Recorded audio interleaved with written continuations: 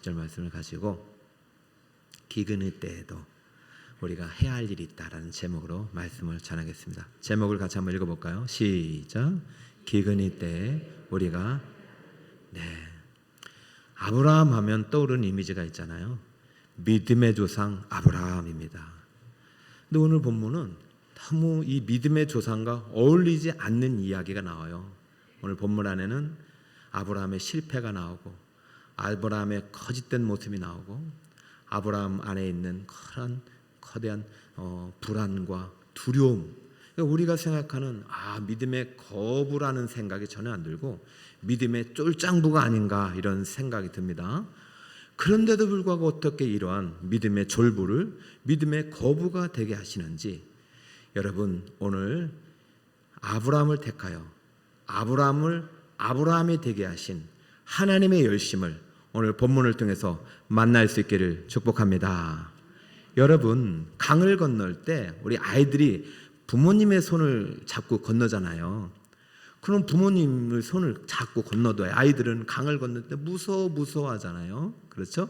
근데 중요한 거는 아이의 손이 아니라, 아이가 부모님의 손을 잡는 것이 아니라 누가 아이의 손을 잡고 있다?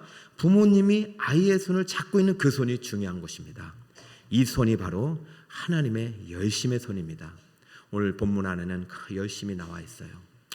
여러분, 우리가 신앙생활하고 예수 믿고 언약 백성이 되어도 꼭 기억해야 될 정말로 우리가 잊기 싫은 진리 중에 하나가 있는데, 여러분, 약속의 땅에도 기근의 때가 찾아올 수 있습니다. 약속의 땅에도 무엇이 찾아올 수 있다? 그렇죠. 이것을 자꾸 여러분들이 좀 우리 이제 예수 믿고 나서는 기근이나 시험이나 어려움 없다 이렇게 생각하면 안 돼요. 오늘 아브라함이 흔들린 이유도 바로 이 기근의 문제 때문인데요. 기근의 때에 반드시 하나님께서 우리에게 요구하는 삶이 있다는 것을 오늘 본문을 통해서 배우게 됩니다. 그러면 우리가 하나님의 열심, 하나님의 능력의 손을 붙잡게 되는 것이에요. 자, 그렇다면 기근의 때에 만약에 우리가 믿음 생활하면서 기근을 만날 때 우리는 무엇을 해야 되는지 오늘 두 가지로 말씀을 나누겠는데요. 첫 번째, 기근의 때에도 시작. 기근의 때에도 약속의 땅을 떠나지 말아야 합니다. 기근의 때는 잠깐 멈추세요.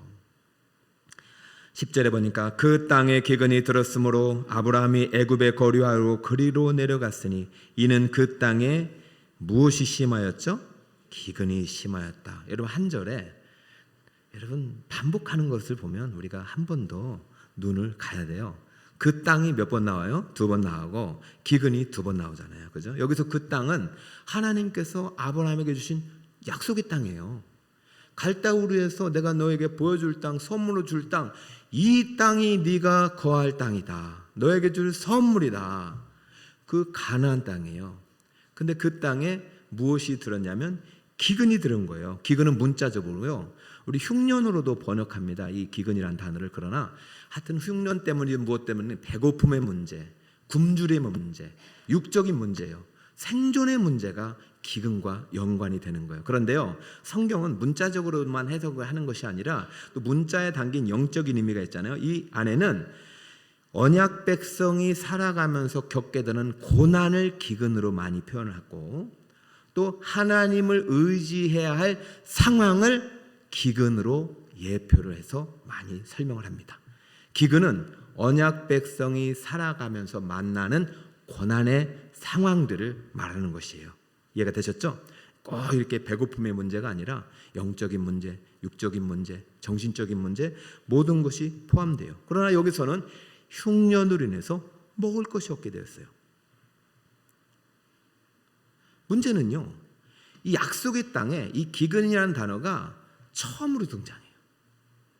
에덴 동산에도 없었고, 물론 죄를 지은 이후에도 그런 상황이 있었지만 단어가 여기에 처음 등장한단 말이에요. 재밌는 사실은 오늘부터 101번이 나와요.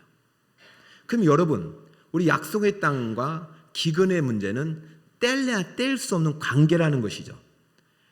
그러므로 여러분이 기근을 만났을 때 도망치거나 회피하거나 하지 말고 약속의 땅을 떠나지 말고 일단 기근이 때 우리가 해야 할 일을 찾아야 한다는 것입니다. 왜냐하면 여러분의 인생 가운데도 이러한 기근의 때가 찾아올 수 있기 때문이죠. 저는 회사에 3개월을 시작하고 직장생활 3개월 차에 하나님께서 저에게 보내주신 기업이라고 믿고 정말 3개월 동안 열심히 했어요. 퇴근도 안 했어요. 열심히 했는데 어느 날 3개월이 지나니까 너무 무의미한 거예요. 내가 왜 일을 하는지. 행복이 전혀 행복감이 들지 않았어요. 퇴근 시간도 없이 월급은 좀 많이 주는지도 몰라요. 다른 회사보다는. 그러다 보니까 이 영적으로 빈곤한 생활을 살아가야 됐고 급기야 주일 성수도 할 수 없는 상황이 되자 저는 결단을 내려야 됐죠. 그래, 회사를 떠나자. 3개월 만에. 그리고 늘 저를 위해서 기도해 주시는 이제 어머님께 전화를 드린 거죠. 어머니, 회사 그만두고 다른 데로 갈까 봐요. 늘 아들을 지지해 주고 응원해 주셨던 어머니께서 이렇게 말씀하셨어요. 아들, 추운 겨울에 그만두지 말고 내년 따뜻한 봄에 그만둬라. 여러분, 문자적인 의미로 어머니는 진짜로 추우니까, 부모님 그렇잖아요. 야, 이래 추운데 또 그만두냐. 봄에 그만둬라. 정말 봄에 그만두라는 의미로 문자적으로는 그렇지만은 저는 아들이 고생할 때 그렇게 말씀하신 어머니의 말씀이 하나님의 음성으로 들렸어요. 시련의 때, 기근의 때 떠나지 말고 이것을 극복한 후에 떠나라는 주님의 음성으로 들렸어요. 그래서 그 믿음의 공동체와 함께 그 기근의 상황을 극복해냈어요.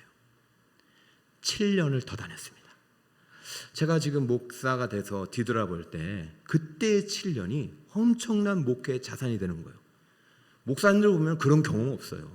저와 같이 직장생활이나 사업을 해본 경험이 없다니까요. 만약에 3개월 만에 제가 그냥 신학교에 갔다면 아마 이 7년의 기근의 시간 동안 하나님이 내게 가르쳐 주신 아름다운 이야기는 없었을 거예요. 사랑하는 성도의 약속의 땅에도 믿음의 땅에도 무엇이 찾아올 수 있다?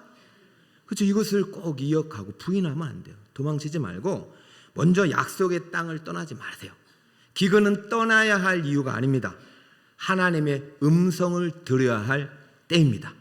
복 있는 사람은 환경을 따라 가는 인생이 아니라 말씀을 따라 살아가는 인생이에요. 복이 있는 곳을 찾아가는 것이 아니라 내가 가는 그곳, 내가 있는 그곳이 복이 되게 하는 인생이 복 있는 사람이에요. 할렐루야. 그럼 이제 한번 또 질문을 해야 되겠죠. 알겠습니다. 안 떠나겠습니다. 그냥 열심히 한번 해보겠습니다. 그런데 왜 내게는 이 기근이 찾아왔냐고요. 저 애굽에는 없는데 말이죠.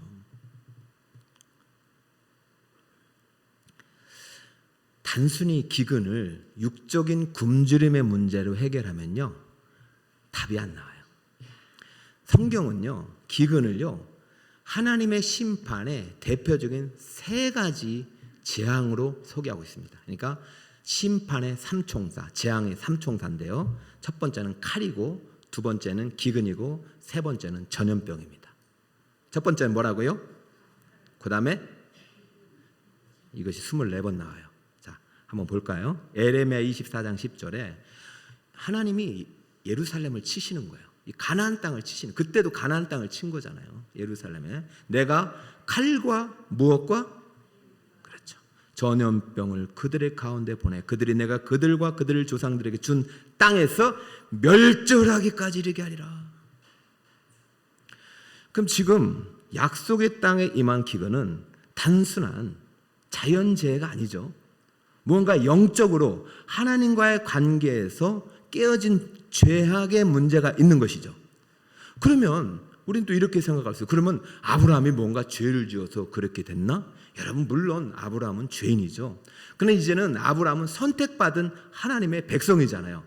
이제 하나님은 아브라함을 죄의 관점으로 바라보지 않아요. 언약의 관점으로, 구원의 대상으로, 복의 대상으로 만들어가고 있어요. 그러나 아브라함이 속한 땅의 사람들은 그렇지 않다는 거예요. 자, 아브라함에 속한 아브라함을 보낸 가나안 땅에 누가 살고 있었냐면은 12장 6절에 그때에 가나안 사람이 그 땅에 거주하였더라. 여러분, 왜 아브라함이 지난주에 보면은 그 땅에 정착하지 못합니까? 아주 이기적인 사람들이에요. 못 들어오게 해요. 못 들어오게. 장막을 치니까 가라는 거예요. 예배를 드리니까 못 드리게 하는 거예요. 그러니까 어쩔 수 없이 장막을 옮기면서, 그럼에도 불구하고 아브라함은 거기서 예배를 드렸잖아요. 이 기근은 적어도 아브라함 때문 아니에요. 물론 아브라함도 잘못이 있지만 이 가나안 사람들의 죄가 하나님 앞에 너무 하나님의 진노를 일으키기에 충분한 죄였다고 충분히 가능할 수 있는 상황이라는 것이죠. 사랑하는 여러분, 그렇다면 아브라함은 어떻게 해야 될까요?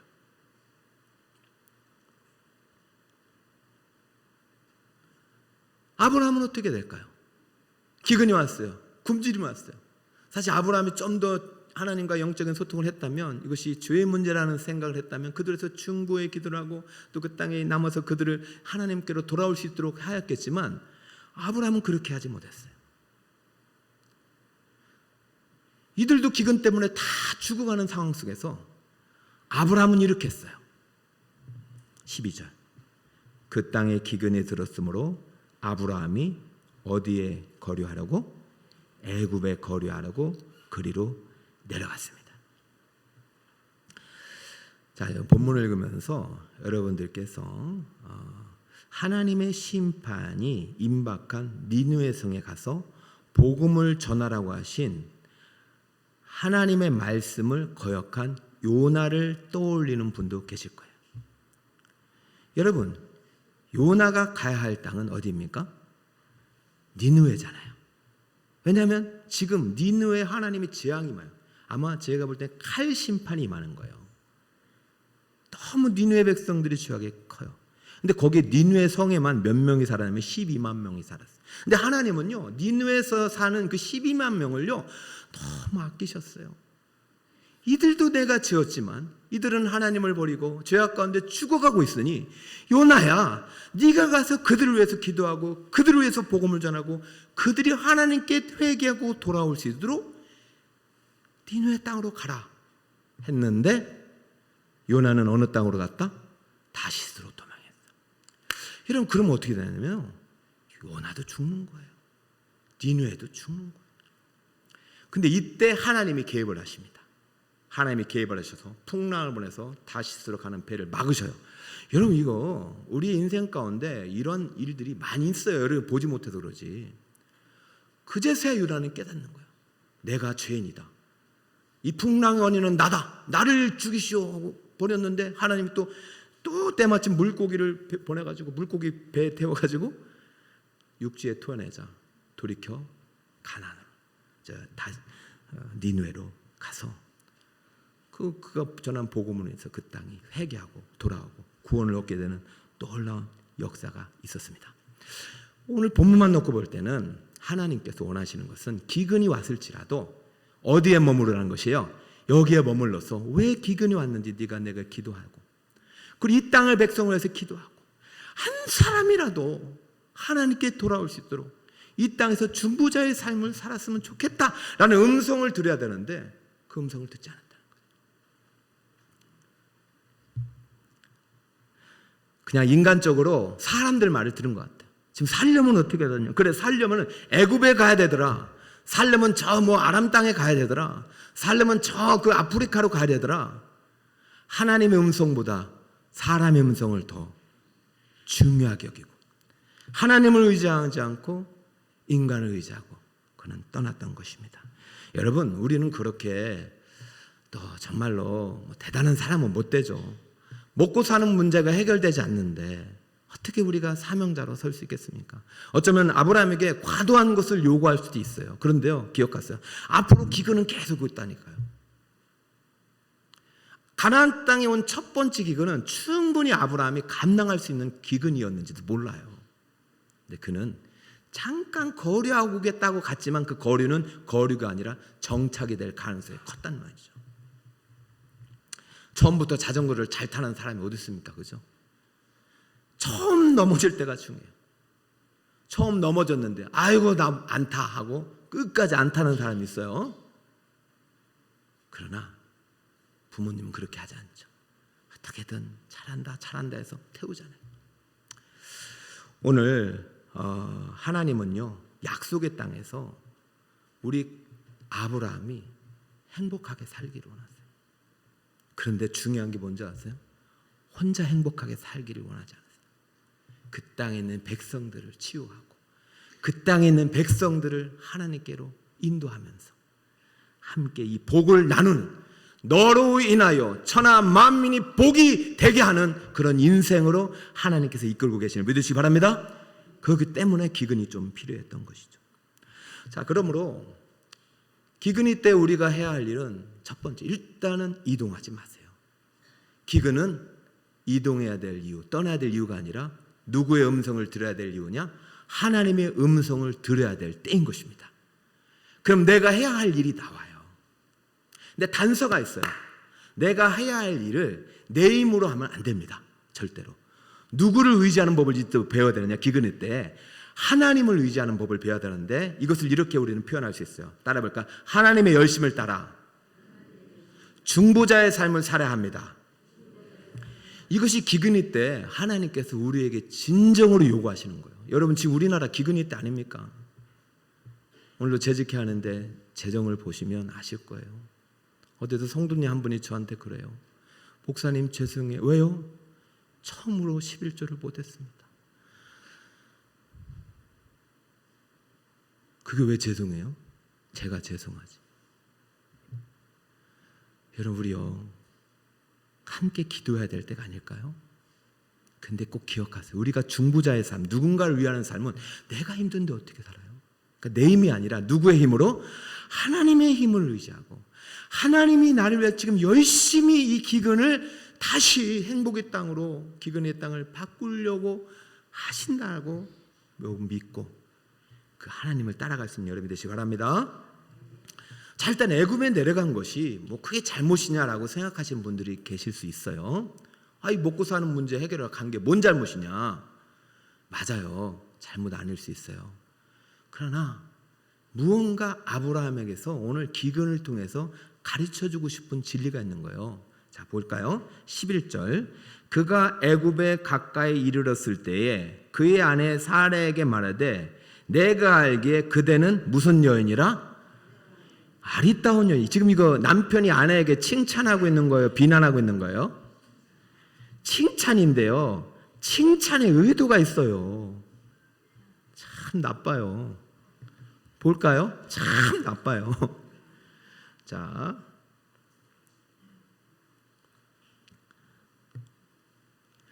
11절. 자, 12절로 넘어가 주세요. 12절. 자, 12절 읽어볼까요? 12절 시작.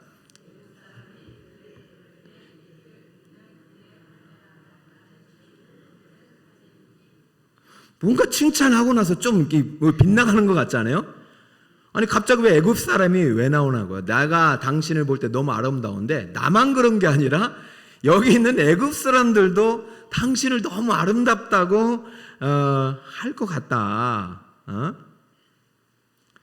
그러니 이는 그의 아내를 하여 나는 어떻게 하고 죽이고 당신만 살 것 같다. 지금 뭐가 임한 거예요? 애굽에 가니까 두려움. 여러분, 두려움은요 불신앙이 만들어내는 거예요. 그러니까 애굽에 내려간 게 잘했냐 잘못했냐 우리는 모르지만 지금 이 두려움이 만들어지는 것은 지금 하나님과의 관계 속에서 지금 하나님 말씀대로 떠난 게 아니라는 것을 단서로 주는 거예요. 이 두려움이.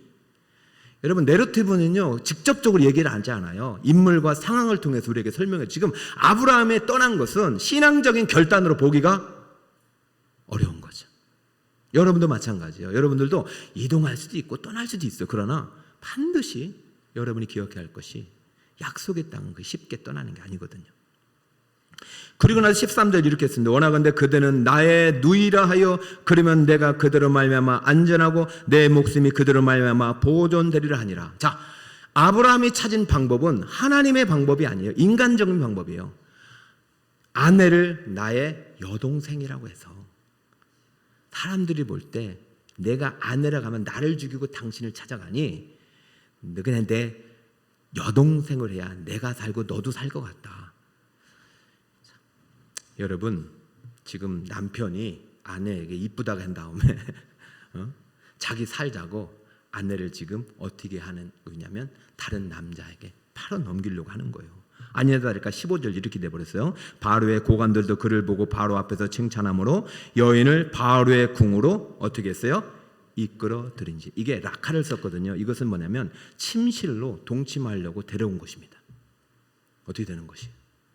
이런 하나님의 약속은 아브라함을 통해서만 주신 것이 아니라 사라를 통해서 하나님께서 씨를 주고 민족을 이루겠다는 거예요. 그러면 이건 하나님의 약속에 깨질 위기에 있는 거잖아요. 그죠? 약속의 땅에서 그냥 기근의 때라도 머물러 있었다면 이런 일이 없었을 거예요. 그러나 약속의 땅을 기근 때문에 떠났어요. 두려움이 맺고 이것을 해결할 방법으로 거짓을 택했고 이것을 거짓을 통해서 결과가 아내를 빼앗긴 결과가 나타났습니다. 이거 전적으로 누구 책임입니까? 아브라함은 철저히 패배하고 철저히 실패하고 아브라함은 지금 언약을 깨어져 버린 장본이 됐습니다. 하나님이 약속하신 언약, 하나님 말씀대로 살자고 살아야 되고 내가 맺은 언약처럼 아내를 지켜야 될 의무를 배반한 거죠. 결혼할 때 서약하자. 내 평생 동안 목숨 바쳐 아내를 사랑하겠다, 지키겠다, 아내는 남편을 존중하겠다, 끝까지 섬기겠다, 이런 약속을 하는데 이게 깨져버린 거예요.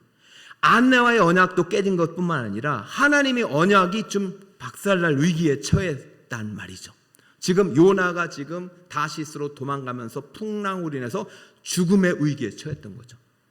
그때 누가 개입하셨어요? 하나님이. 여러분, 하나님은요 기근의 때에도 쉬시는 분이 아니에요. 여기 우리나라 지금 기근의 때가 왔습니다. IMF보다 더 어렵다고 해요. 지금 이게 세계는요 이제는 자유무역 시대가 아닙니다. 보호무역 시대, 완전히 자국 민족주의 시대. 그럼 지금 5년, 10년, 5년이 뭐예요? 난 1년 뒤에 어떻게 될지 모르겠어요. 그러면 이때 이 땅에 지금 기근이 왔고 이 원인을 단순히 우리가 먹고 사는 문제를 교회는 바라봐서는 안 되는 거죠. 여러분, 철저히 패배자가 됐어요. 그런데 놀라운 사실이 뭐세요? 아브라함의 실패에도 불구하고, 아브라함의 연약함에도 불구하고, 아브라함의 잘못에도 불구하고 지금 이 언약을 지키기 위해서 누가 개입하시냐면 하나님이 개입하고 계십니다. 자, 17절 함께 한번 읽어볼까요? 시작. 여호와께서 아브라함의 아내 사레의 일로 바로와 그 집에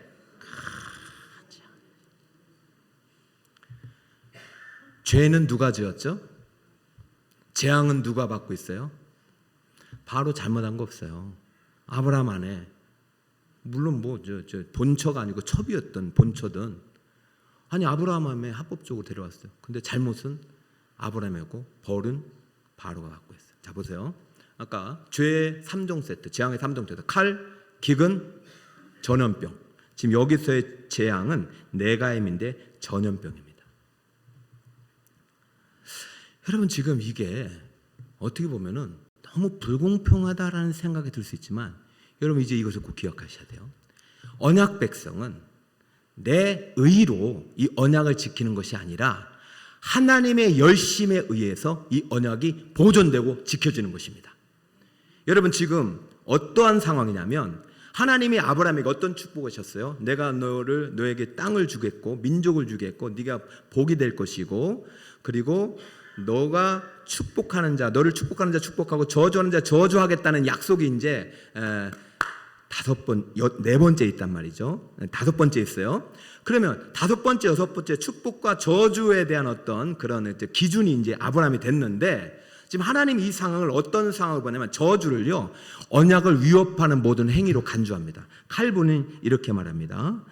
이를 언약 백성을 보호하시겠다고 하신 7가지 축복의 약조 중에 6번째 약조 저주 공격으로 간주하여 바로의 집을 치신 것입니다. 여러분, 일단은 내가 잘못했든 아니면 상대방이 잘못했든 지금 언약이 깨질 위기에 있고, 그리고 이 아내를 데려가서 동침하면 바로도 죄를 짓는 것입니다. 남의 아내 몰랐지만 그렇기 때문에 바로도 죄를 짓지 못하도록 치신 거예요. 여러분, 이게 어떻게 보면은 너무 불공평하지만 입장을 바꿔서 생각하면 내 편에서 볼 때는, 아브라함 편에서 볼 때는 얼마나 놀라운 일입니까? 이 정도라고? 하나님이 내가 실수하고 내가 잘못했는데도 불구하고 나를 때리는 것이 아니라 저 바로를 때리셨다고? 먼 뒷이야까지 보면 바로도 잘못한 게 있기 때문에 그렇게 할 수 있겠다고 하지만, 지금은요, 하나님께서 무엇이 작동하냐면 아브라함을 향한 약조, 보호 협약이 작동하고 있는 것입니다. 여러분 기억하세요. 여러분도 실수하지 않겠어요? 여러분도 죄 안 짓겠어요? 그러나 기억하세요. 하나님은 언약 백성을 절대로 버리지 않습니다. 어떻게든 그 언약을 보존하시고 지켜주십니다. 여러분, 우리가 이 상황 속에서 하나님이 왜 이렇게 극적인 상황 속에 개입하시냐 생각을 보세요. 아이가 자전거 타는데 계속해서 뒤 자전거 붙잡고 있으면 아이가 자전거 혼자 탈 수 있어요, 없어요? 여러분, 하나님은요, 우리의 땅이, 건물이, 차가, 집이 복이 아니라 우리가 복이 되길 원하십니다. 네가 복이 될지라, you will be a blessing. 그러니까 여러분이 복이라는 믿음을 가지고 살아갈 때 진정 이 본문이 여러분에게 해석이 될 것입니다. 여러분, 아브라함 못 가게 막으셔도 돼요. 그런데 왜 그래요? 그래, 네 그렇게 가려고 가봐라 이거예요. 가보라. 넘어졌어요. 다쳤어요. 어쩌면 크게 다칠 뻔할 때 잡아주신 거예요.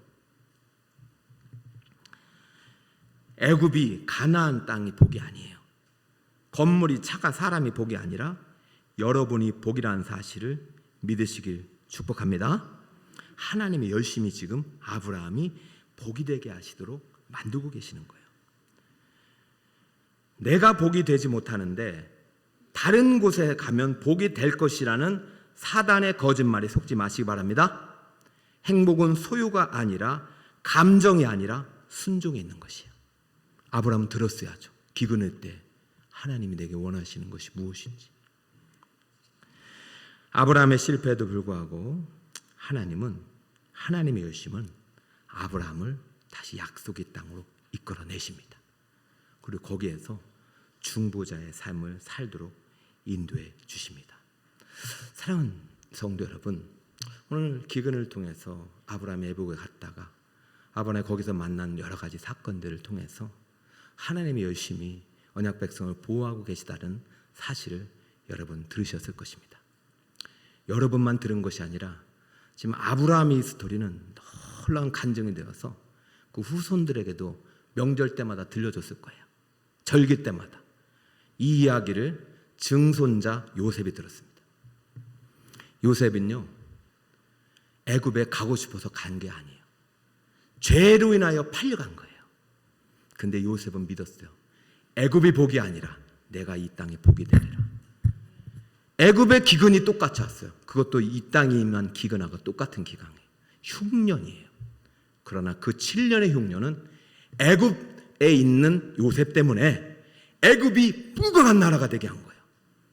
저는 아브라함은 이것을 지금 몰랐지만 아브라함이 25년 동안 이삭을 낳기까지 하나님과 동행하면서 철저하게 하나님과 동행하고 하나님을 의지하는 법을 배웠고, 내 열심이 아니라 하나님의 열심으로 내가 복이 되게 하신 하나님을 만났다는 것이죠. 그 아브라함은 그 믿음을 누구에게 물려줬어요? 야곱에게, 이삭에게, 야곱에게, 요셉에게 물려줬고, 요셉은 선조 아브라함의 믿음을 따라서 나는 이곳에 버림받은 것이 아니라 하나님의 내가 이 보디발의 집에도 보냈고 내 이 감옥에도 보낸 것은 하나님이 나를 복이 되게 하시기 위한 하나님의 섭리이다. 비록 내가 사실 힘들지만 끝까지 하나님의 말씀대로 살자 해서, 여러분, 그 말씀이 응할 때까지, 착고에 차였지만 말씀이 응할 때까지 하나님께서는 요셉을 연단하셨다고 하셨어요. 사랑하는 여러분, 기근의 때는 약속의 땅을 떠날 때가 아닙니다. 대한민국을 떠날 때가 아닙니다. 북서를 떠날 때가 아니고 교회를 떠날 때가 아닙니다. 여름에 속한 곳에서 하나님의 음성을 들어야 할 때고 중보자의 삶을 살아가야 할 때입니다. 그러나 단서가 있죠. 누구의 열심을 따라? 내 속에서 역사하시는 예수 그리스도의 역사를 따라서, 성령의 능력을 따라서 중보자의 삶을 사는 것입니다. 요셉의 이야기를 누가 들었습니까? 모세가 들었습니다. 모세는 그 이야기를 듣고 자신은 할 수 없다고 생각했지만 강권적으로 그 모세를 어디로 보내요? 애굽으로 보내요. 여러분, 지금 애굽이란 나라가 뭐 복이 있느냐 땅이 그게 아니에요. 거기서 고통도 있고요, 거기서 그것도 풍년도 있었지만은 하나님께서 고통받는 백성들을 치유하고 구원하기 위해서 모세를 보내요. 모세는 하나님의 열심을 따라 중보자의 삶을 살아갔어요. 그렇다면 아브라함 이야기, 요셉 이야기, 모세 이야기는 지금 누구를 가리키는 이야기가 되겠까요? 예수님을 가리키는 이야기예요. 지금 이 이야기는 예수님 이야기를 지금 아브라함이 써내려가고 있는 것입니다. 사랑하는 예수님이요, 요셉과 마리아가 아기를 낳을 때 어디 갔냐면 등록하러 베들레헴 갔잖아요. 예루살렘 갔잖아요. 근데 그때 하나님께서 꿈으로 말씀하셨어요. 여러분, 요셉은요 말씀을 따라서 이스라엘에 머물지 않고 너 애굽으로 내려가라 했어요. 말씀을 따라가는 것입니다. 그 말씀을 따라 애굽으로 갔다가 이제 헤롯이 죽었으니 다시 꿈의 현몽에 말씀을 따라 이스라엘 땅으로 가라고 하셨어요. 사랑하는 여러분, 하나님의 열심을 따라 중보자의 삶을 살아가시는 여러분 되시길 축복합니다. 할렐루야. 우리는 실패할 수 있어요. 우리는 아브라함이에요. 우리는 대단한 사람이 아니에요. 그러나 내 안에 역사하시고 내 안에 내주하신 하나님이 우리를 그러한 중보자의 삶을 살 수 있도록 인도하시고 여러분이 보게 되게 하실 줄 믿습니다. 한 교회에 세 가족이 등록하셔서 담임 목사님이 신방을 갔어요. 그래서 어떻게 우리 교회 오셨냐고 물었더니 저는 교회라는 교자만 나와도 치를 떨은 사람이었습니다. 아니 왜요? 제가 백화점에 수십 년을 근무했는데 얼마나 많은 진상 고객들이 있었겠습니까? 진상의 90%가 교회를 다니더래요. 물론 뭐 특별한 상황일 수 있어요. 그리고 물건을 가져갔다 반납하는 사람들은 다 교회를. 그리고 친척 중에서 가족의 모임에 뭐 빠지는 사람은 다 교회 다니는 사람들. 가족 돌봄의 의미를 저버리고 이렇게 일상 속에서 빛이 되지 못하는 그런 사람들, 넌 절대 교회 안 간다.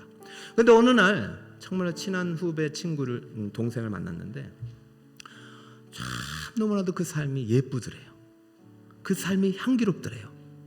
야, 저 친구는 누구한테 부모님이 누구고 어떻게 저렇게 삶을 살아가나. 그래서 참 친하게 지내는 어느 순간 이 친구가 이렇게 했대요. 언니, 이번 주 우리 교회 한번 와봐. 한번 우리 교회 한번 같이 가자. 진짜 교회 성교 때 받은 상처인지 몰라도 그분의 말 한마디가 예수님의 교회 이미지를 다 지우고 그래? 네가 오라는 교회 한번 가보자. 그래서 그때 갔더니 이정민 아나운서가 간증을 하고 있더래요. 우리 교회도 이정민 아나운서 초청했잖아요. 그죠? 야, 그 말씀 들으니까 나도 저 사람이 믿는 하나님을 믿고 싶다. 그 다음 주에 가보니까 담임 목사님이 그렇게 또 말씀을 잘 전하시고 대표기도 하시는 장로님이나 또 안내하는 분들이 교회가 너무 아름답더래요. 그래서 목사님, 제가 이렇게 교회 오게 되었고 지난주에도 가족들이 모이자고 했는데 나는 교회 간다 못 간다 라고 해서 왔습니다 라고 한 그 교회가 바로 북서울 꿈의 교회입니다. 여러분, 좋은 교회 나쁜 교회가 어디 있어요? 그죠? 큰 교회, 큰 기업, 작은 기업이 어디 있을까요? 여러분이 가 있는 것이 복이 있는 기업이고 교회인 줄 믿습니다. 그래서 저는 여러분들이 너무 감사하고 앞으로도 이 복이 되어 살아가시는 기근의 때에도 하나님은 실패하지 않는다. 하나님의 열심을 따라 중보자의 삶을 살아가시는 성도 여러분 되시길 예수님의 이름으로 축원합니다.